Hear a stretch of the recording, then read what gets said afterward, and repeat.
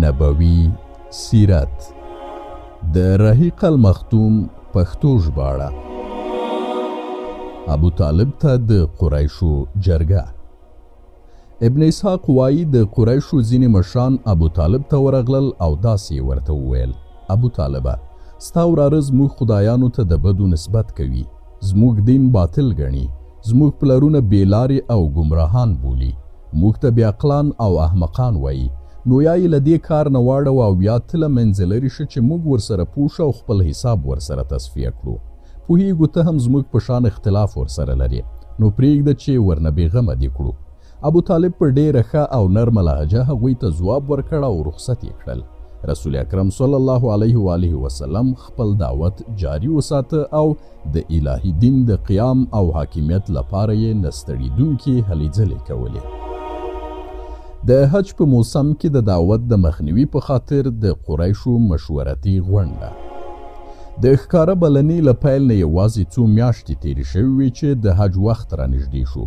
قریش متوجه شول چې په دې وخت کې د مختلفو ځایونو خلک راځي، نو پکار ده چې داسې یو تدبیر ونیول شي او داسې یوه خبره سره جوړه شي چې عربان ور باندې قانع کړی شو، ترڅو د محمد صلی الله علیه و آله وسلم خبره ونه مني او دعوت یې اغیزه ور باندې ونه کړی شي.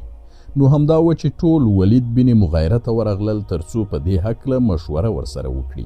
ولید ورته وویل: پکار ده په دې هکله یوه خبره جوړه کړو، داسې ونه شي چې یو به یو څه وایي او بل به بل څه، ځکه دا پخپله یو د بل د خبرې اثر کموي او ارزښت یې له منځه وړي. دوی ورته وویل: ته ووایه چې څه باید ووایو. ولید وویل: نه، لومړی تاسې خپل نظرونه څرګند کړئ، زه به یې واورم. دوی وویل: داسې به ووایو چې محمد صلی الله علیه و آله وسلم کاهن دی. ولید وویل: نه، والله که هغه کاهن وي، کاهنان خو موږ لیدلي، هغوی داسې نه وي. د محمد صلی الله علیه و آله وسلم خبرې د کاهنانو له خبرو سره نه په سجع او قافیه او نه زمزمه په هیڅ شي کې هم ورته والی نه لري. قریشو وویل: وایو به چې محمد صلی الله علیه و آله وسلم شاعر دی. ولید وویل: نه، هغه شاعر هم نه دی، موږ په شعر پوهیږو. د شعر ټول ډولونه رجز، حجز، قریز، مضبوط او مثبوت راته معلوم دي. د محمد صلی الله علیه و آله وسلم اقوال او خبرې شعر نه دی. بیا دوی ویل: نو وایو به چې محمد صلی الله علیه و آله وسلم ساحر دی. ولید وویل: ساحر هم نه دی، ساحران مو لیدلي، هغوی داسې نه وي. دوی ورته وویل: اوس نو ته ووایه چې څه ووایو. ولید وویل: قسم په الله جل جلاله، د محمد صلی الله علیه و آله وسلم خبرې ډېرې خوږې دي، ریښې یې ډېرې ټینګې، اصل یې مضبوط او څانګې یې میوهدارې دي. تاسې چې په هکله هر څه وایي خلک یې نه مني، خو زما په نظر تر ټولو مناسبه دا ده چې وویل شي هغه جادوګر دی، داسې څه یې راوړي دي چې د هغه په واسطه د پلار او زوی، ورونو، میړه او ښځې، قوم او قبیلې ترمنځ بیلتون راولي، یو له بل سره یې اړیکې شلوي. بالاخره ټول په همدې خبره سره متفق شول او مجلس یې پای ته ورسید. ځینې نور روایتونه وایي کله چې ولید د قریشو ټولې خبرې او نظریې رد کړې، نو دوی ورته وویل: اوس ته خپل صحیح او بې داغه نظر راته څرګند کړه، ووایه ستا رایه څه ده. ولید وویل: اجازه راکړئ چې په دې هکله څه سوچ او فکر وکړم. له ډېر سوچ او فکر وروسته یې دوی ته خپل مخکې ذکر شوی نظر وړاندې کړ چې د ټولو سلا ورباندې راغله. الله تعالی د ولید په هکله د مدثر په صورت کې 14 آیتونه نازل کړي دي او دا مبارک آیتونه د نوموړې خبرې په هکله د ولید د فکر او سوچ کولو حالت ته هم اشاره کوي.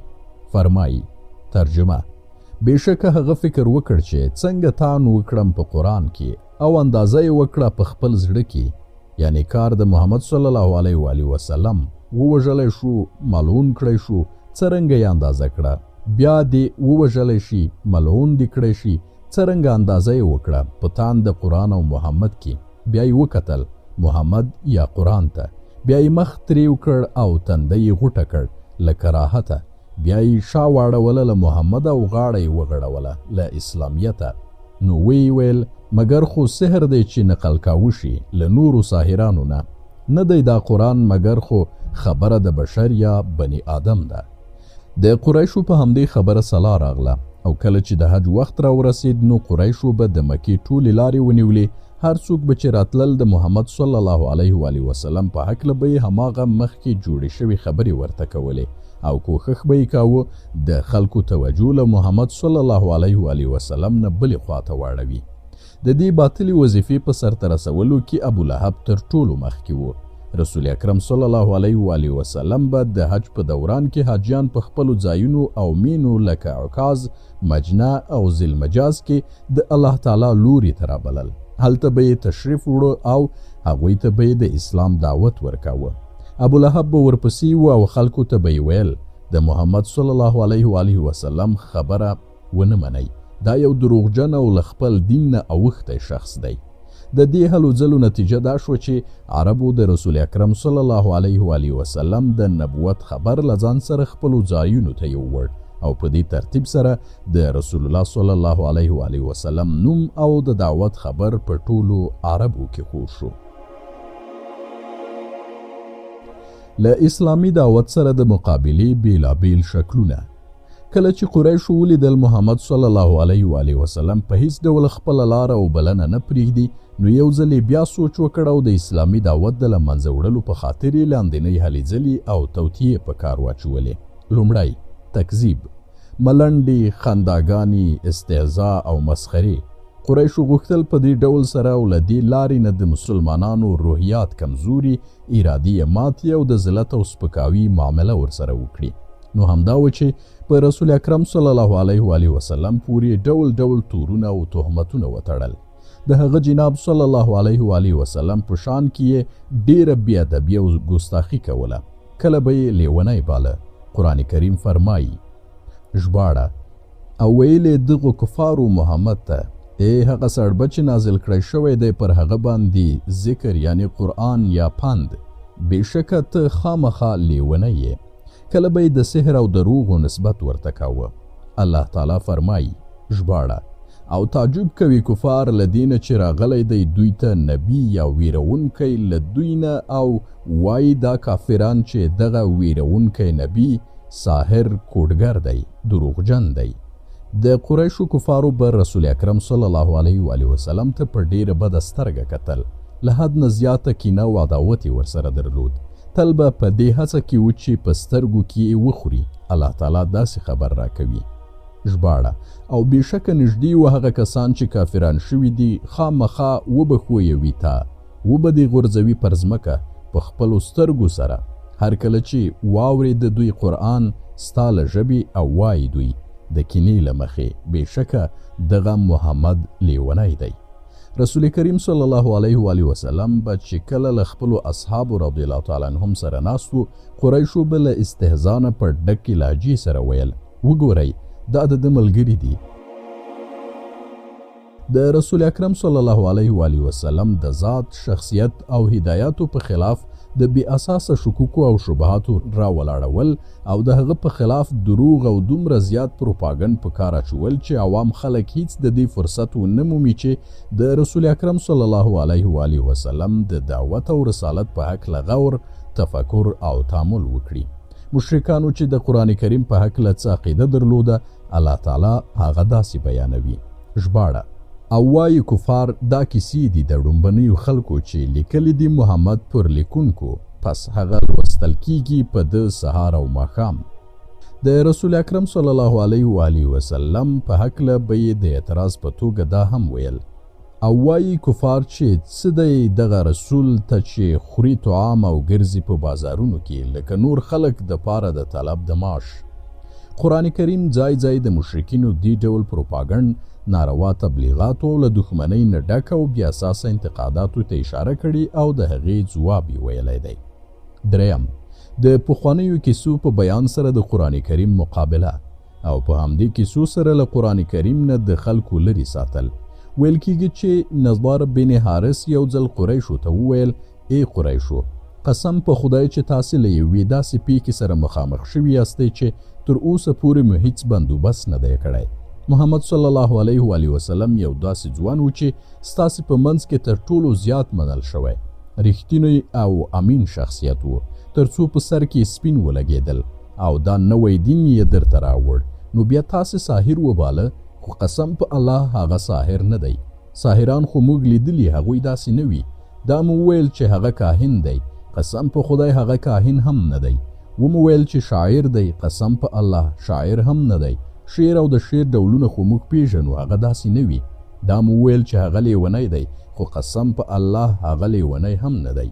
ای قریشو بیدار شئ، متوجه شئ، تاسې له یوې ډېرې لویې پیښې سره مخ شوي یاستئ. وروسته نضر بن حارث هرات لاړ او هلته یې د فارس د پاچایانو لکه رستم او اسفندیار کیسې او نکلونه زده کړل او بیرته راغی. او کله به چې رسول اکرم صلی الله علیه و آله وسلم په کوم مجلس کې واز او تبلیغ کاوه، خلک به یې له الهي عذاب نه ویرول. نودر به ورپسې ورته او ویل به یې قسم په خدای محمد صلی الله علیه و آله وسلم له ما نه ښې او غوره خبرې نشي کولی. او شروع به یې وکړه، خلکو ته به یې د رستم او اسفندیار کیسې اورولې. بیا به یې ویل د محمد صلی الله علیه و آله وسلم خبرې زما له خبرو نه په څه غوره او ښې دي. له ابن عباس رضی الله تعالی عنهما نه په یو روایت کې را نقل شوي چې نضر بن حارث یو شمیر ډمې په بیه اخیستې وې. کله به چې خبر شو چې فلانی سړي د رسول اکرم صلی الله علیه و آله وسلم خواته میلان پیدا کړی دی، نو یوه ډمه به یې ورپسې کړه. ډمې به نوموړي سړي ته خوراک او څښاک برابراوه، خدمت به یې کاوه او سندرې به یې ورته ویلې، تر څو یې له اسلام سره د نوموړي اړیکې وشلولې. الله تعالی په دې هکله فرمایي: ژباړه ځینې خلک داسې هم دي چې بېهوده او لهوه خبرې اخلي تر څو د الله له لارې نه خلک ورباندې بېلارې کړي. څلورم، توطیې. قریشو د سازش او توطیې لاره هم نیولې وه. غوښتل یې د یوې سودابازۍ په نتیجه کې اسلام او جاهلیت سره ګډ کړي. پیشنهاد یې وکړ چې له څه نه به موږ تیر شو او له یو څه نه د محمد صلی الله علیه وسلم تیر شي. قرآن کریم دې ته اشاره کوي او فرمایي: ژباړه خوښوي دوی چې که ته نرمي کوې، یعنی له دوی سره، نو دوی به هم نرمي کوي له تا سره. د ابن جریر او طبرانی یو روایت دی چې وایي مشرکینو رسول اکرم صلی الله علیه و آله وسلم ته وړاندیز وکړ چې یو کال ته زموږ د خدایانو عبادت وکړه او یو کال به موږ ستا د خدایانو عبادت وکړو. خو د عبد بن حمید روایت وایي چې هغوی رسول الله صلی الله علیه و آله وسلم ته وویل که ته زموږ خدایان ومنې نو موږ به ستا د رب عبادت وکړو.